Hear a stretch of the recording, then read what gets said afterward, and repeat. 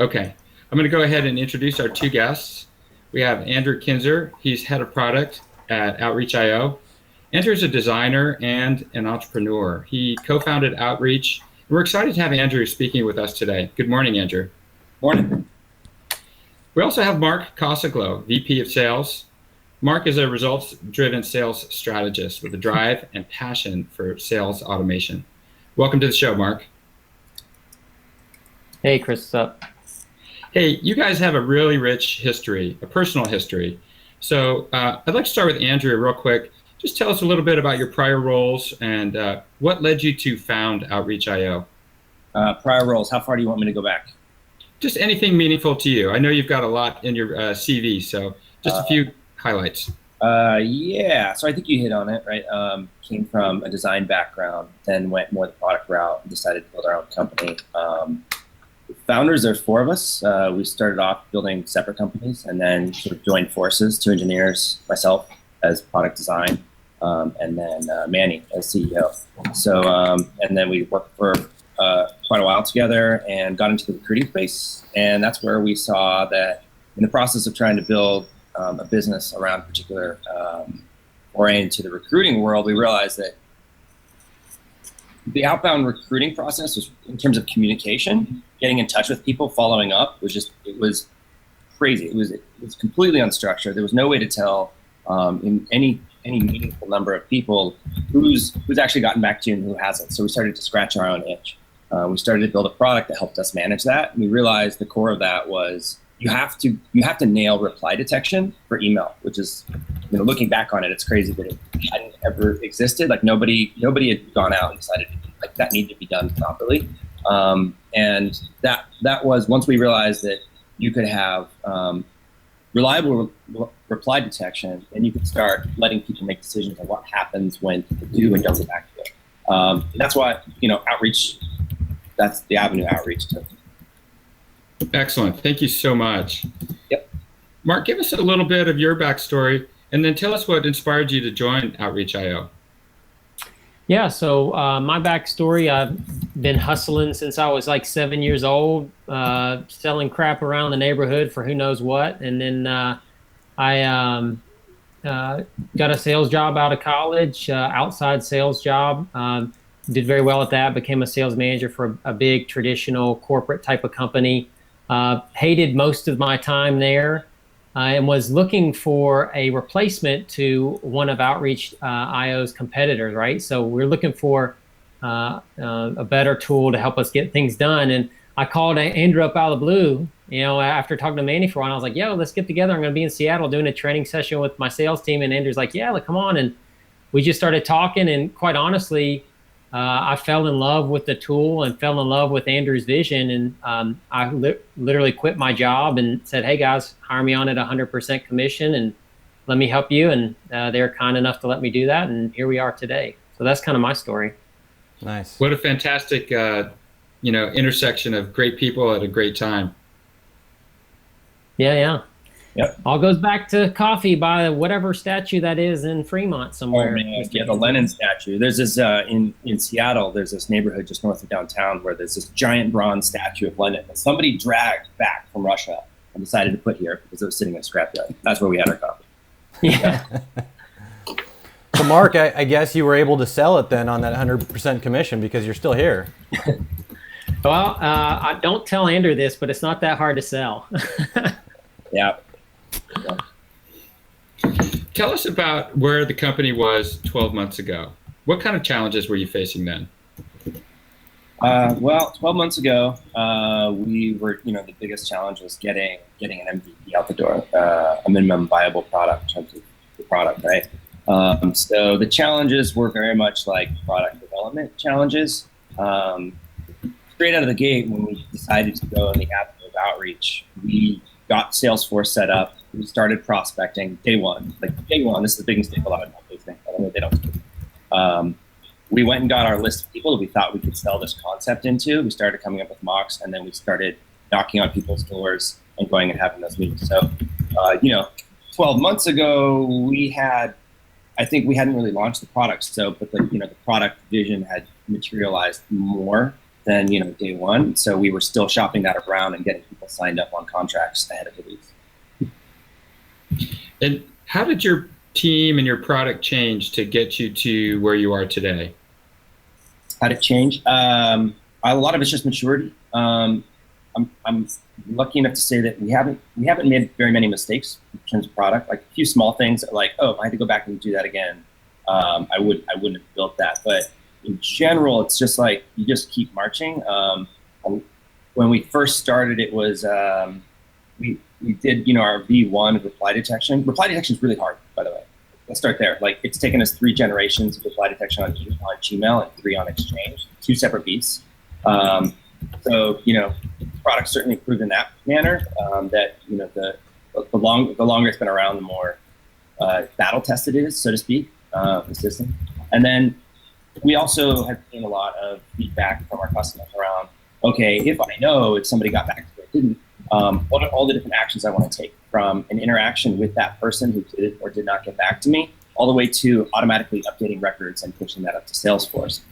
That's something that we didn't see out of the gate. I mean, we saw a little bit of it, but what we've seen is that people want to be very sophisticated in how they want assistants to automatically push those updates. So that's one of the biggest learnings. I want to see if there's any questions from the audience with regards to battle testing your system. You guys have a reputation of very hardworking, very ferocious company culture. Mark, could you speak a little bit to that real desire to get things done? Well, I mean, I can only talk about it from the sales aspect of it. The product team takes care of all that stuff. That's one of the beauties is I only, obviously Andrew and I interact every day, but since I trust him so much and understand where he's going with the product so well, and like it excites me so much, like I just concentrate on sales. That's what I concentrate on. If I have a feature request, I request it just like any other customer does, and maybe he gives me a little more priority. I don't know, but I think I told you guys on Tuesday I've never been around a group of people though that comes to work like these do. I mean, it's about work, and we get together every day, and they start when they start, I start when I start. We end at separate times, but there's always this underpinning that everybody is like cranking to get things done. So I can't speak for the product, only for sales, but it's easy to concentrate on sales when the other people are taking care of their stuff, and all you got to worry about is your area of responsibility. Mark, let me ask you a little bit more about your sales architecture. What would you consider the main pillars or key elements of a modern outbound sales framework? Number one is the walled garden, meaning you cannot cross-contaminate inbound and outbound. And we're learning that lesson every day is when you give an outbound guy inbound stuff, he gets fat and happy. And when you get fat and happy, you quit doing the hard stuff that it takes to be successful at outbound. So a few weeks ago, we walled off those gardens as much as we could and made sure that our outbound people are hungry all the time. So I'd say that's one of the main things that we've learned so far. Other sales structure stuff is, to me, it's important that you give your pods or your sales teams, however we call them, sales pods and AE and an SDR together, that you give them a clear focus of these are the type of companies that you should be going after. And it can be a larger pool than what they can actually work, but you need to whittle them down to say, okay, these are the 20 this month that I need to get results on, and keeping them really focused, but not letting them define what those companies are themselves. I think it's too much work for a sales pod to be able to do that and do everything else. They get my pods get X number of companies a month, and then of those they pick their what we call named accounts that they really go after. So those are the two main things. Nick, any comments on that? Yeah, that's actually an interesting point to make, is that they don't get to pick those accounts that they go after. So it's not like they can just say, I don't want to chase this customer because it seems too hard. That's right. We have some kind of rudimentary lead scoring that we do. And so I can give them an idea of what a good account is. I do give them the freedom to pick the accounts they want within that kind of grouping of accounts that I've supplied them, so they can have some connection and some ownership to it. But But you're right, is they need to have a little bit of direction and focus. And when you say these are the 20 I'm going after, then you're accountable to those. And when you've had a little bit of a chance to have some ownership over picking them and seeing why they're good, I think that makes all the difference. Fantastic. Andrew, tell us a little bit about when listening to clients, what's the one thing that you notice that they need from a sales perspective to accelerate? What's the one thing that they need from a product standpoint or process standpoint, or from a sales architecture standpoint? So like a lot of times you might see a common problem recurring over and over and over again. What do you see out there when you listen to people? Usually I see it's like around keeping clean data and clean process, or how they're going to work with outbound leads. Obviously, like my perspective is the product. A lot of times when I go in there, people's challenges in executing their process is either not having a process or not being able to keep track of who's at what point. Lots of things start falling through the cracks. They sort of take a lemon and squeeze it a little bit, and then toss the lemon as if that was all there was to it. I would say that's the biggest thing. Mark, any comments? Not really. So what do you feel like when you reach out to a prospect and you start talking about sales acceleration? Is that something that people understand? Are they embracing it? Or is this still a kind of a new paradigm shift? Well, there's definitely two classes of customers. There's the ones that are already dabbling in some kind of elementary version of sales acceleration, and then there's those that, really aren't doing anything. They have no idea of the concept. So I don't know if it's 50-50, and out there, I'm sure it's probably more like 90-10. 90% of people have no clue, 10% are dabbling in it. Obviously we're not, it's difficult to go after that whole 90 and do all that education process yourself. But I'd say overall, when you have a strong product that shows really well in a demo, and you can speak to the universal pains of sales, and it's easy to see the connection of, okay, this is how this product solves this pain that I've always had. I think that most people are pretty open to seeing what you can do when you get it in there. Interesting.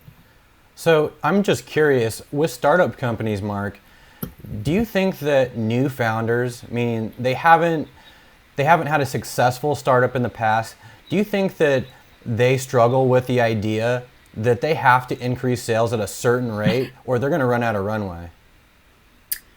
I think most guys now have an understanding of how important sales and revenue generation is. But I still think that there's a difference between intellectual importance and then importance based on if I'm looking at you through a window every day, what do I see you do with your day? And so I think a lot of them are intellectually there, but action-wise and like what percent of my day do I spend on revenue generation? I don't think that they're there because, face it, the other stuff's more fun, right? The cold calling and beating your head on the ground trying to get people to agree to a trial or whatever, that sucks. So it makes sense why, but I think that a lot of people don't. Their activity and their percent of time a day that they spend on sales doesn't equal their intellectual understanding of how important sales is. I agree completely. So based on that, Andrew, I'm very curious, if you could describe the B2B buyer's journey from the client perspective. Probably a better question for Mark, because Mark's tackling that end of the funnel. Or which part of it do you want to talk about? You want to talk about the very beginning where you're convincing they should be selling fast? Or let's talk about the top, just maybe a case study or an example, Mark, and then we'll jump over to Andrew and talk about success, because I think we all agree that success is really key to retaining the revenue. Yeah, repeat the question, Chris. So from the client perspective, you make an outbound call, you reach out to somebody. How do you map their journey out of whatever product or process that they're using into your product and your process? And then once you've closed that deal, what's what's the transition over to success like, the onboarding process, and how important is that? So we'll start with you, and then we'll talk to Andrew a little bit about customer success. Sure. Well, that's just sales 101, right? Mapping a current behavior onto a proposed new behavior, whether it's a tool or something you buy, whatever. I mean, the way that you do, the way that I map is, number one, as I intimately understand their pain and identify with it. And then I connect it and give them mental pictures, if you will, or tell a story that shows them the future that could exist without that pain, and how the tool can, in a realistic way, solve the pain. So I'm not saying like you can, I'm going to shoot silver bullets and solve all of your problems, but I want to show you how I can work with you and how the product can work with your process to overcome your problems, to help you understand that it's a process that has to happen. So once we kind of identify that in a person's mind, then that's where we bring the success team in. And we have an awesome success team. I don't even know how many hours a day they work. I don't think I've ever had an hour of the day where I haven't gotten an email from a success guy trying to help somebody. But what our process is once somebody's ready for a trial, we send them over to our success team, and our success team does the onboarding. They do the initial integration with Salesforce. They help them with a best practices meeting and an orientation session to get them rolling. And then typically after, a week or two, then a sales guy will come back in and say, hey, listen, why don't we show you how our sales team is using outreach every day? And we call that a black ops session. And so we'll do a little black ops session with them to show them how we're using it. But the success guys lay all the foundation, and they kind of own the account, if you will, after they sign up for trial for a little bit. So yeah, that's how the process works now. Yeah, it's one thing to have a car. It's another thing to know how to drive it properly, right? And so we've got this great tool, right? You have to understand that you need to understand good process, good tips and tricks. And what we found in the industry is that even inside of large organizations where you would expect they would have everything together and they'd be running a tight ship, things are pretty scattered. And it turns out that those larger companies aren't actually any better than the smaller companies in terms of understanding what should they do and what should they not do. So we get a lot of what we consider to be very basic questions, which we are in a very privileged position to be able to answer. Things like, wait, so what should I say in my first email? Simple things, right? Like, wait, you sell, right? It's not, don't overcomplicate it. Keep it simple. Don't write an essay on your first touch. Follow up. So how would you like someone to email you? It's really basic stuff. And so we're kind of consultants in that respect, right? Like, yeah, we're going to show you how to use the product. We're going to get you over that learning curve. But then let's talk about, now that we've established a baseline of activity, we've shown you like you're performing about here with your current best practices. How can we use the system to then iterate on that to see if we can double or triple throughput? And that's where we see the magic, right? So when customers come in and we give them a baseline, and then we show 4 weeks later, that's where the ROI is delivered, right? Like, we can now measure you, which is good. We couldn't do that before, but now we can also show that by measuring and seeing what works and what doesn't, we can improve our outcome. And that's where the best practices are. How long do you advise your customers to be realistic about seeing an improvement in sales once they adopt a sales acceleration approach with Outreach.io? Yeah, it's like anything. Like, you're gonna see some stuff out of the gate, right? Like, there's some very simple stuff you can do. I've seen somebody go from a 1% reply rate to a 7% reply rate by adding a line of flattery. That's huge. Like that's significant, right? It took less than a week to see that happen, because you don't need that many. You only need 100 to 150 touch points to see a particular technique start to work.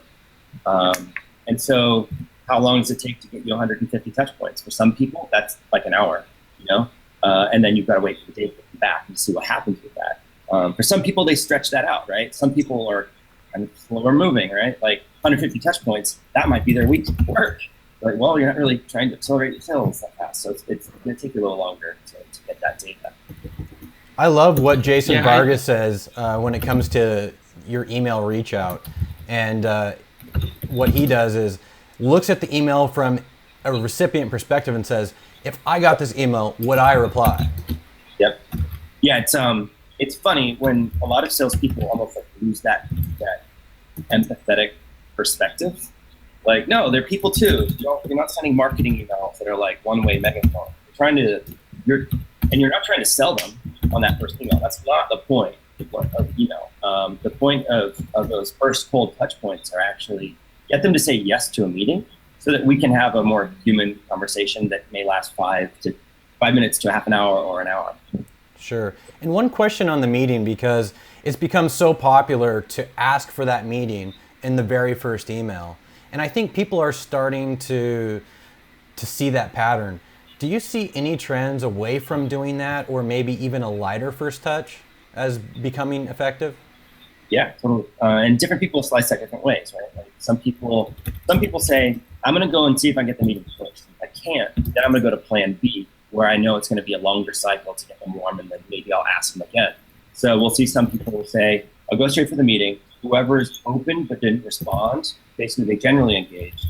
Then I'm going to put them in another series of touch points, maybe grips them a few pieces of information that gets the potential customer's head in the right space, right? Like Mark might send something out, and maybe it's the case studies, or maybe it's articles on Forbes around like some recent trends in sales acceleration to help move that person along in the buyer's journey. Other people decide that like, hey, the first thing I'm going to do, and I think Jason Vargas has talked about this a little bit. It's like, I'm going to go and check out their LinkedIn profile first. That's my process. It's kind of like a Facebook post back when they had it. It's like, hello, this is me, that's you. And then when you see my email inbox, maybe you're less likely to hit delete. So like, wow, you took the time to check me out. So yeah, lots of people are trying different things. Social selling. Yeah. Hey guys, I know that you are really keen on the best process, and I'm just curious, what, in your opinion, are 3 key features that define or help characterize the best in class of any of the outbound solutions out there? Like, what are some really killer features that really help to drive this process? Yeah, you can't create structure on anything unless you have accurate reply detection. Period. End of story. Back in the day when we had glitches in that sort of thing before we ironed it out, customers were really unhappy. Like their process went to chaos. So you need to nail that. Number one, you need to create a really efficient process of updating records automatically. That's the other thing. Like salespeople aren't hired to be data entry people. Like you can hire data entry people if you want data entry people. But knowing who's where in your giant choreography has been just like the killer feature. And customers, that's why a lot of our customers will even they'll come in without Salesforce and they'll buy Salesforce in addition. They'll upgrade from any number of CRMs because they know now it's really important to know who's where. Mark's been going through this week. Didn't you, Mark? You cranked through my API calls to update Salesforce. Whoops. Yeah, whoops. And then I'd say that the last one is safety mechanisms. Like this is something we push on a lot. Salespeople are dealing with a lot of things. And you want them focusing on being able to move quickly without being concerned they're going to make an embarrassing mistake or lots of embarrassing mistakes.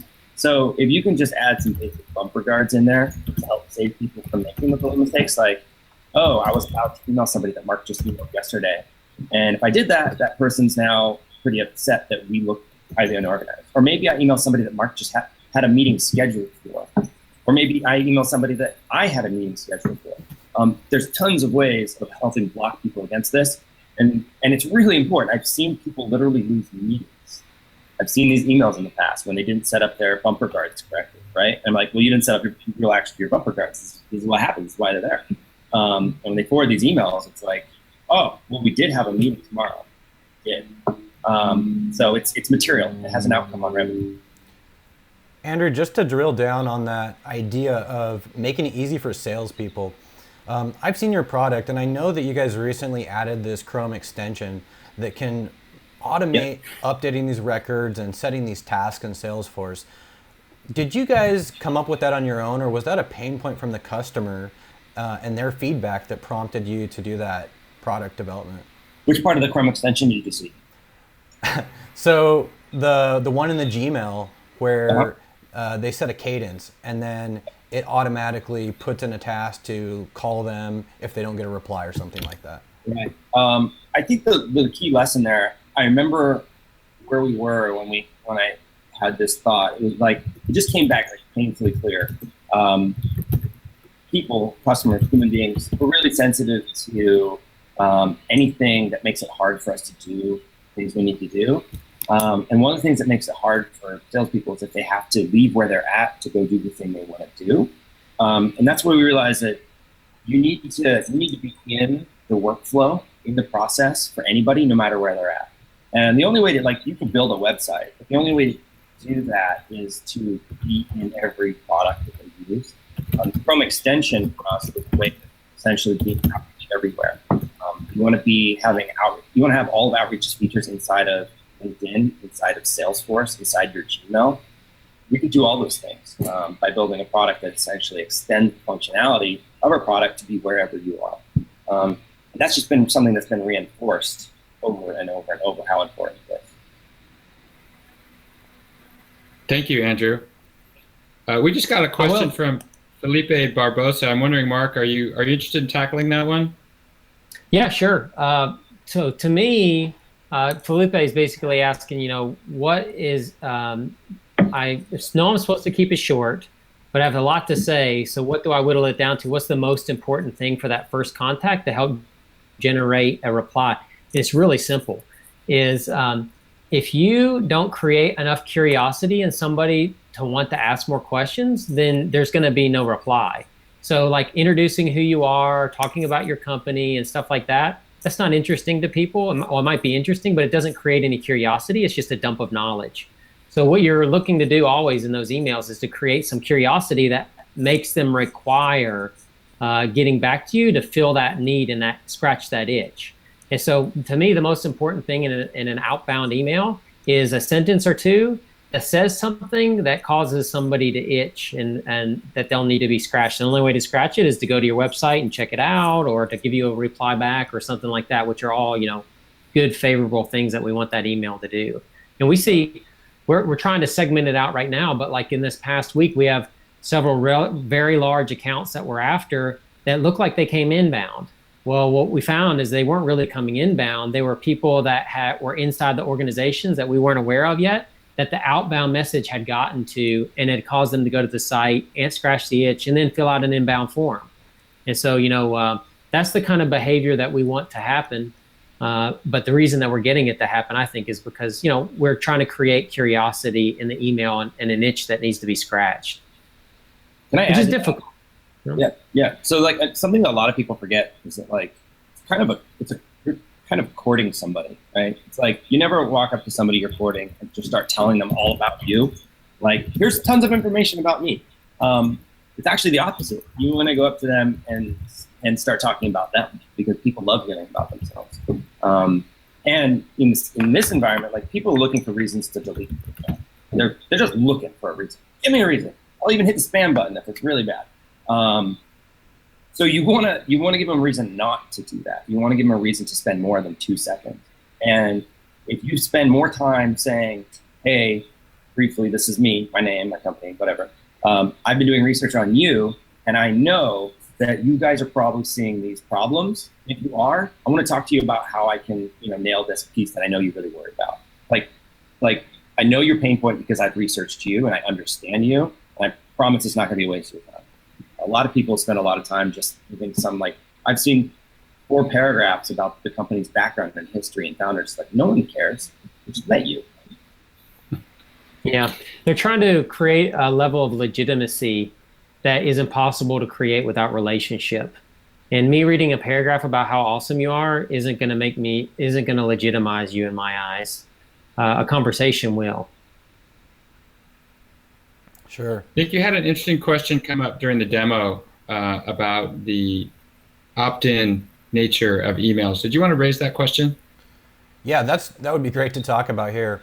So you guys actually have an unsubscribe option with your outbound emails. And when we were talking to the rep the other day, I was asking him, is this something that people use? And he said, well, generally we recommend doing it. Whereas there's other vendors, competing vendors to you guys that don't even have that option. And I guess my question was revolving around, is this just an instant tip off that it's a cold email or a marketing type email when that link is at the bottom? We don't see people. So look, if somebody reads all the way through your email, all the way to the bottom, you're doing something good to begin with. But if they did make it all the way through, chances are it's because you engaged with them well. We haven't seen that be a problem. In addition, we've actually seen it be like a huge piece that you really need. I mean, that's keeping the legal piece aside. Let's throw that aside. Let's not even talk about that. You're gonna want data coming back on what's working and what's not, and what's upsetting people. And a lot of people think that if I remove that link, I'm just free and clear of not getting marked as spam. We see people, mail senders' reputation damaged because they're not doing that. So when we see people use the opt-out link, it's respect. Like, look, and Mark, what's your line that you put in your opt-out link? Yeah, this is important. If you click here to unsubscribe, you're right, it does look automated. But if you put in something interesting, like mine says, while I am a sales guy, I'm not a pest. If you want me to go away, just click here. Yeah. And a little levity like that sometimes can change the situation. Yeah. So we see it as respect. We see customers get actually upset, and recipients don't. So that's when end recipients start going to Twitter, because they feel like you didn't give them an option not to hear from you again, when otherwise they'd have to get in contact. Which doesn't sound like a big deal, but it turns out end recipients really do care about that. Andrew completely changed my mind in a conversation about this. And the thing is the tool, right?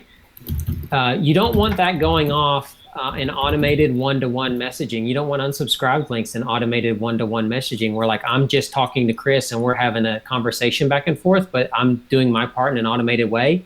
But if I'm talking to 1,000 Chris's, I should have it on there. You know what I mean? That's just common courtesy, like Andrew was saying. But the thing that Andrew said that really resonated with me as a salesperson is, if I am doing something in a way that makes somebody want to opt out, that is a data point that is extremely valuable to me. And so why would I rob myself of that valuable data and just let them mark me as spam? Because if I'm doing something that negative or that's driving that type of behavior, being ignorant of it is like the most dangerous situation you can be in, because you'll continue to do that. Versus if I see a specific messaging is getting a lot of opt-outs, that knows that that lets me know my messaging is driving opt-outs, which is something I need to make sure that I correct. So yeah, do less of that, do more of the stuff that works. And I'd add too that, like, if you're worried about opt-out links, you probably need to be worried about other things more. Like maybe your messaging sucks. If that's really the thing, if you think that's what's causing you not to get sales, then you should probably spend more time thinking about your messaging. Frankly, I've gotten messages that were mega personalized to me, and there's an opt-out link in. Why would I care? It's like, so what? Like, it's next to the footer. It's like, they clearly researched me. They clearly wrote me a note. Why would I let an opt-out link suddenly change my perspective on the due diligence this person clearly invested? So if you're worried about opt-out, worry about your language. Great point.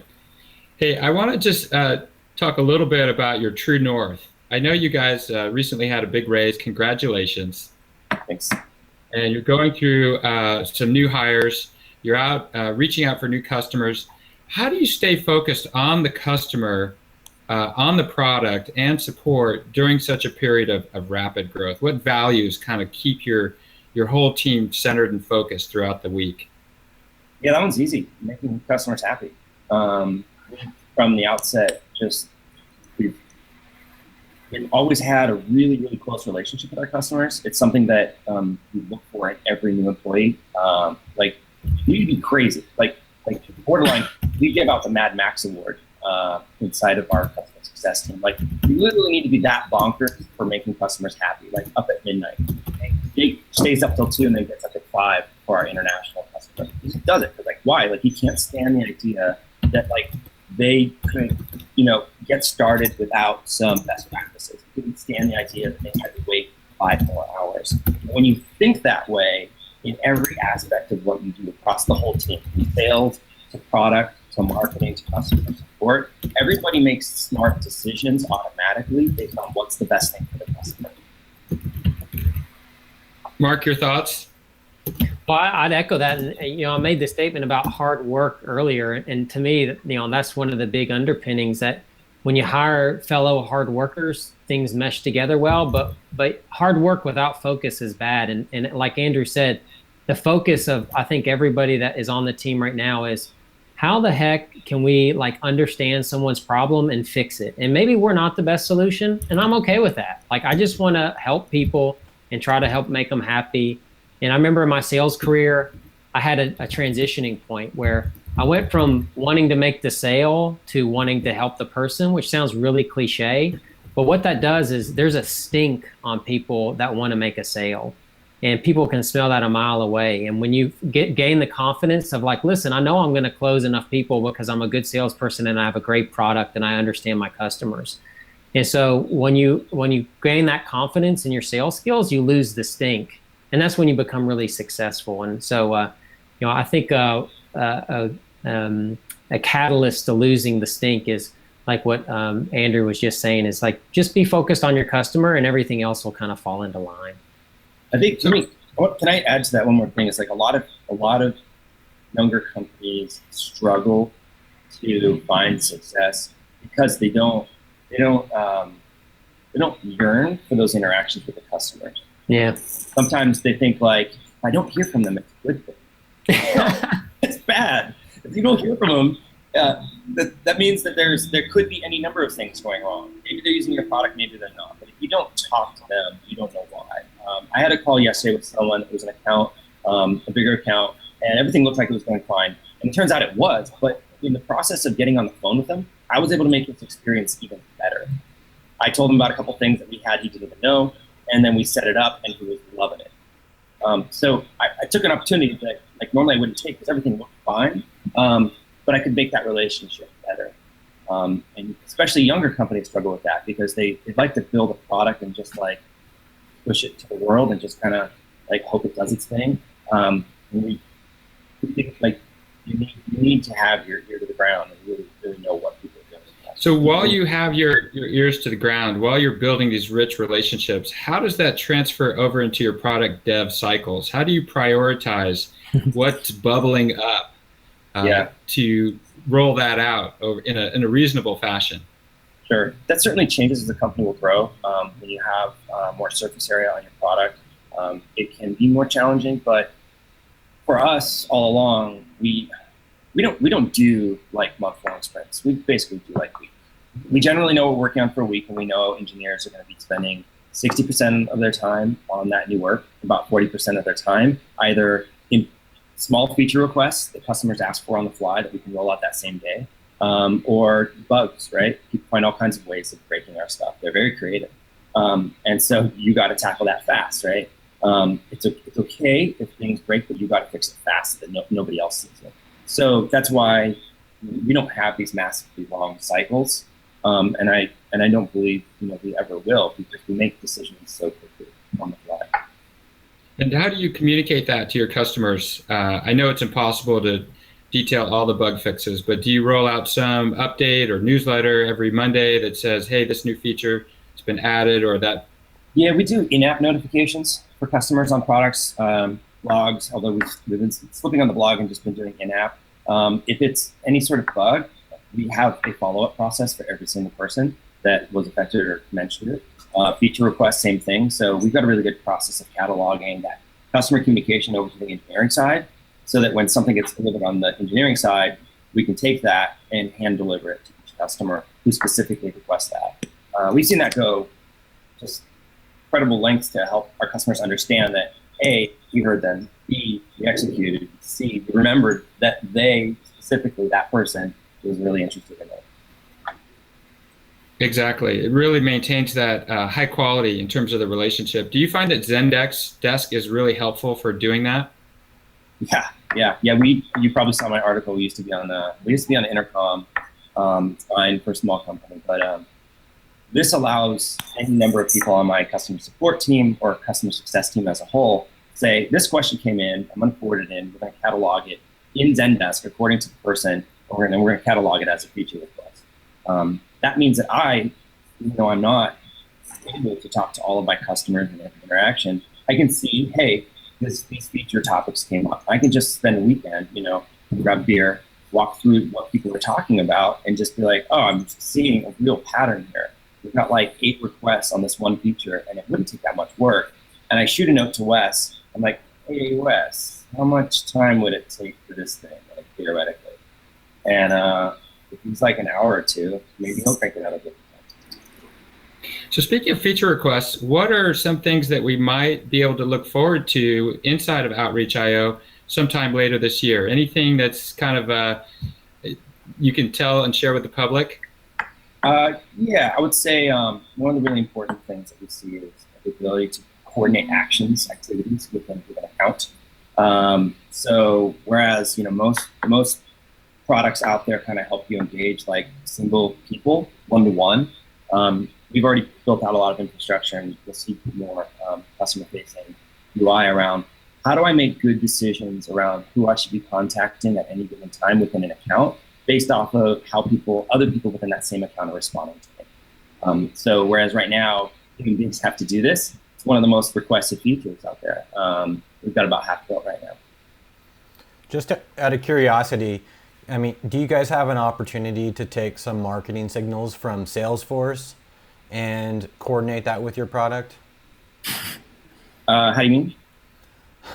So for instance, if a customer is replying or has some sorts of lead scoring or inbound signals from Salesforce, yeah. Then can you look at that with Outreach and help coordinate sales activities? Yeah, absolutely. We've built, like, this is something I didn't touch on earlier, but touch on it briefly. Like, Salesforce Sync is our bread and butter. We do it better than anybody, hands down, bidirectional. And because of the way we do it, we can sync any data on any field. So yeah, if you've got another system that's populating data on records in Salesforce, and you believe that that could affect stopping or starting activity within Outreach, or just as a data display on an account level or a prospect level, then we can pull that data and push it up. Yeah, we already have a infrastructure for that with a feature called triggers. And so, for example, all of our inbound leads come in, they're tagged and marked a certain way in Salesforce. Outreach sees that, grabs each of those prospects as they come in, and immediately puts them in the first phase of our sales cycle. So my salespeople literally never touch inbound leads until after they've replied to our initial sales, messaging. So it's cut a whole thing out of the process, and you really get to see on inbound who's really interested and who's just kicking tires. Yeah, and that's really, we've got a simpler version of our setup that a lot of our customers with this massive inbound have. If somebody comes in and they've got certain attributes related to the lead information, maybe it came in with the lead on a web form, maybe it was a demo sign up, maybe it was a lead that came in from a trade show that was supplemented from other data, whatever. This data, you can then take a larger group and segment it down into individual smaller segments and say, this segment, I want to treat this way. I want to route it to this person, and I want the messaging to talk on these touch points because they're from this industry of this size and whatnot, and down and so on. And so when we're able to pull that data in, you can automatically route the right things to the right series of touch points for the rep. And do you have a way of reporting on those segments to see what their response rate is like for industry by title? Yeah, usually people are setting up their sequences, what we call sequence by industry. Or by industry and title. So people are essentially already segmenting however they want. And so each of those has its own reporting, deep analytics, who's at what stage in that process, what's working and what's not. Perfect. Yeah, that's quite honestly one of the things that I fell in love with at the beginning was when you don't have reply detection down, you are dealing with a dirty data set, and you can make decisions and you don't feel confident about those decisions, and they might not be the right decisions. When you have that nailed and you can see the metrics, then it becomes very simple to see what works and doesn't work. And then we've built this into the product because this is part of the culture, is like we iterate. Like, you might make a bad decision, but like own it, go for it, and then iterate on it and make it better. You know what I mean? And so I think that's really reflected in the product, and something that we believe in is that, listen, I can't tell you what works for your sales messaging. I don't know. but I can give you a tool that can lead you to the path of discovering that answer for yourself. And I think most people want the easy way out, but unfortunately, nobody can give them that. Yeah, I've done a study internally. We look at a lot of metadata across accounts, and we want to know like who's the top performers and what makes a top performer a top performer. There was a number of distinct trends that I saw when I started looking at the activity of people. And basically everybody in the top 10%, closer to about the top 5%, would have like 7 different templates on different touch points. And you could see like looking at somebody's math homework, the way they arrived at the endpoint, that some of their templates were terrible, like 1% response rates. Like anybody, even the best, even the top 5% people make bad templates, bad messaging. But the thing that separates them is that they don't stop there. They do a second one and a third one and a fourth one, and they try them all out, and then they start eliminating from action one after another until all they're left with is the 7% and the 8% and the 9% reply rate per touch point. So when I see people who have 40% overall response rate within a vertical, it's because their sequence ends up looking like that. Now, is that also a function of the inline A/B testing? That's exactly what it is, right? So you're gonna, and some people want to delete this stuff after they get the data. Like, no, don't delete it, just don't use it, right? You always want to keep what didn't work so you don't do it again, right? And so at the end of it, that's why, sequences like, let's say you've got 5 touch points and like 3 of those are email based. You should be messing with the language and trying to, it's simple, keep it simple. Like a lot of people overcomplicate what A/B testing needs to be. I think you got to think about it this way. No one's going to reply to you if they don't open your message. No one's going to open your message if they didn't like your subject line, right? So that's the first thing they see is your subject line. So you need to be able to tinker with the subject line, keep it short, and then you need to be able to tinker with the actual body of the message as 2 different things. So you could have this one message and clone it and just change the subject line. Simple. Took you 5 seconds to do it, and we've seen people double their throughput because you could have the best message in the world, but if nobody opens it, who's going to reply to you? Sure. Hey, guys, when it comes to list building, do you have one person centralized that does that, or do reps do their own? We have what I would think is a pretty sophisticated list building process in place. We use Inside View to identify companies inside our ICP. Then we send those off to a couple different mechanisms where we get filled in. We work really well on 3 levels, the C level, the mid-manager level, and then the rep level. It's good for us to take a holistic approach to an account because you got the people that feel the pain, the people that hate the pain, and the people that are ignorant of the pain but understand the end result of it. And so when you get those all in the buying cycle, it helps out. So we have them source leads for us based on titles and those 3 kind of stratas.